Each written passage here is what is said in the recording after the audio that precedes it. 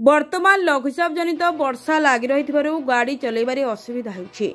आज गजपति जिला मोहना थाना चंद्रगिरी फांडी निकट चिटिंग घाटी ठारे भारसाम्य हराई एक आप गाड़ी गछ को पिटी ओलटी पड़ा जहाँ सूचना रही। गाड़ीटी कौन काम चंद्रगिरी महेन्द्रगढ़ जाऊा समय भारसाम्य हराई गछ को पिटी होता सूचना मिली। ड्राइवर सामान्य आहत होता बेले चंद्रगिरी गोष्ठी स्वास्थ्य केन्द्र में चिकित्सा होती। तेबे गाड़ी रे आहु केही बसी नथिबा सूचना मिली।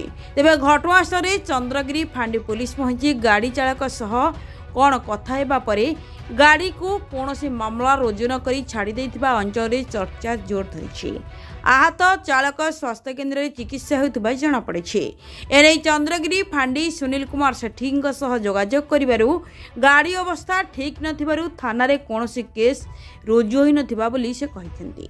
गजपति जिल्लारू मनोज कुमार पाड़ी रिपोर्ट, ओडिशा डिजिटल न्यूज।